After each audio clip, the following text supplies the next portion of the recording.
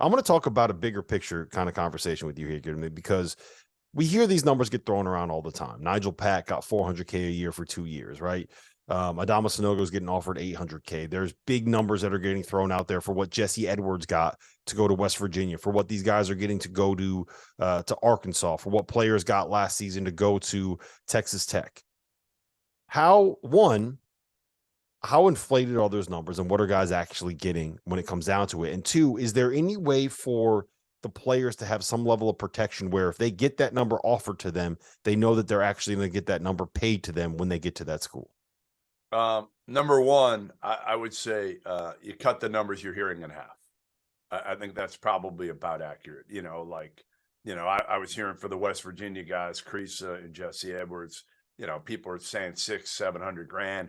I would guess that number is somewhere in half. And most of these numbers are cut in half.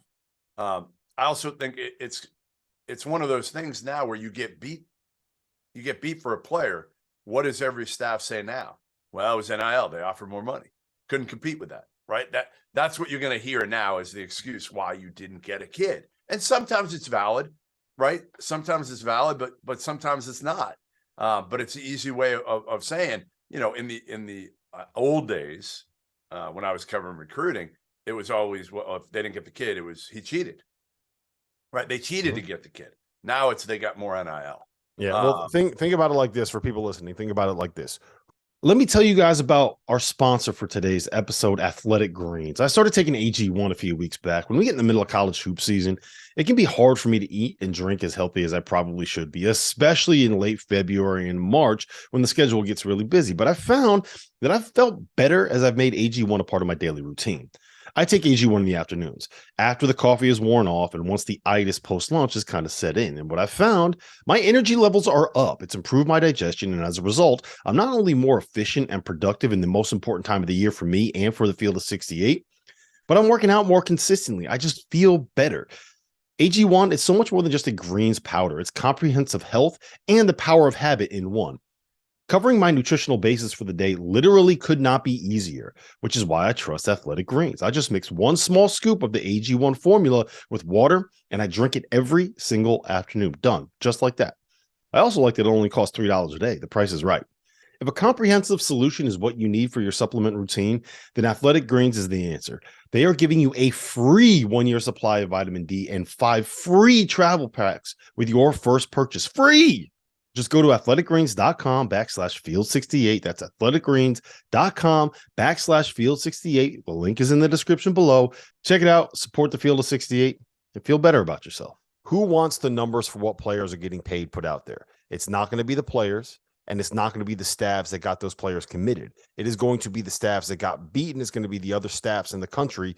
In a way, I get what you're saying, but in a way, it's like, hey, if I'm Texas or Texas Tech, and Texas Tech isn't going to have the NIL they had last year, but if I'm Texas or Arkansas and I got big NIL, like, why don't I want it out there? Why don't I want it leaked out there that, hey, we got the best damn NIL out there.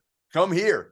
This is the place where you're going to get paid. No matter who puts it out, the incentive is to make that number look bigger. If you're a rival coach saying, look, there's a reason why we couldn't pay $800,000 to get Jesse Edwards. Whereas if you're West Virginia, then you want people to say, hey, look, you come to West Virginia, this is what you can get paid if you're good enough. So there's always an incentive to have that number be inflated. Yeah, I mean, I just think, again, and kids are inflating them when they're talking to other people, saying they got paid more than they are, a lot of them.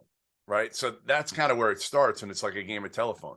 They tell somebody that number gets out there. People, oh, yeah, the kid might have said, 500. Well, then the next he says it to a coach. That's how you negotiate, man. That's business. If someone comes in and offers me $100,000 for a sponsorship and I'm going to go to the rival and say, yeah, they offered us 150. Right. That's what you do. Yep. That's how it works. It's the nature of the business. Yep. Yep. Yeah, no doubt. No doubt. I would. Again, I mean, I think this is just such a different world, and we've talked about it, and we're going to get a show together with some coaches talking about this, but and players over the course of the offseason. But how much these players are just picking schools based on money now. And again, for some kids that are not playing in the NBA or are not going to make huge money, I'm all for it. Go get as much as you can.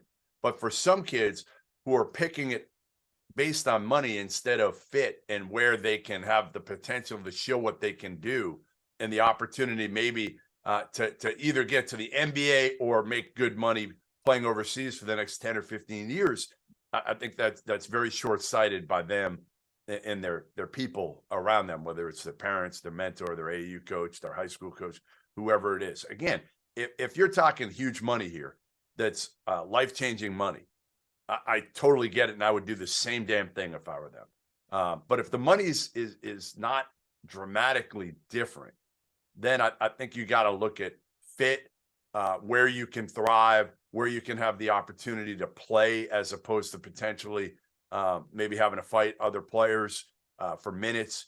And again, like develop. Yeah, who's going to put you in a situation where you can go get that go be an NBA draft pick or go be a star playing overseas? Yes, yeah, you want to continue your development and continue your basketball career while getting paid. Don't chase the highest dollar figure. Chase the best situation for you. Because let's be frank, at the end of the day, no matter where you go, you're going to get something, and it's going to be a big number if you're good enough.